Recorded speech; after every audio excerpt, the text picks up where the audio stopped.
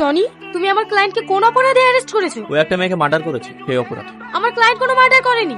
Tony, তুমি ওকে ছেড়ে দাও, নইলে আমাদের মধ্যে ঝামেলা হবে। তুমি কি চাও আমি হেরে যাই? সালমা, এখানে হার জিতের প্রশ্ন আসছে কেন? He is the murderer. একটা মেয়েকে খুন করেছে, একটা বাবা মায়ের কোল খালি করেছে, আর আমি আমার ডিউটি পালন করেছি। টনি, তুমি কিন্তু আস্তে আস্তে আমাদের সম্পর্কটাকে খারাপের দিকে নিয়ে যাচ্ছ। বাট তুমি এসব কি বলছো? একটা ক্রিমিনালের জন্য আমাদের সম্পর্কের প্রশ্ন আসছে কেন? তুমি ঘুষ খেয়ে আমার ক্লায়েন্টকে অ্যারেস্ট করেছো। আমিও দেখছি তুমি কতক্ষণ আমার ক্লায়েন্টকে আটকে রাখতে পারো। এই যে ম্যাডাম, আমি ঘুষ খাই। আপনি যদি পারেন আপনি আপনার ক্লায়েন্টকে ছাড়িয়ে নিয়ে যান। আচ্ছা, তাহলে কাল কোর্টে দেখা হচ্ছে। মাধব রায়, আপনি আদালতের কাছে নির্ভয়ে বলুন, সেদিন রাতে ঠিক আপনার মেয়ের সাথে কি কি হয়েছিল? আমার মেয়ে কল সেন্টারে জব করতো।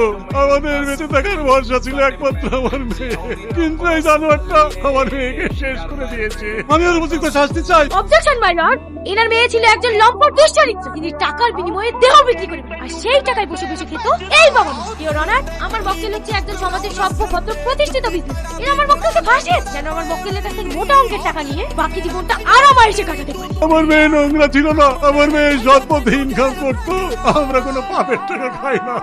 আমার নামে মিথ্যা নোংরা কলঙ্ক লাগানো হচ্ছে। আপনার মেয়েকে যে খুন করা হয়েছে তার কোনো প্রমাণ আছে আপনার কাছে? থাকলে আদালতে পেশ করুন।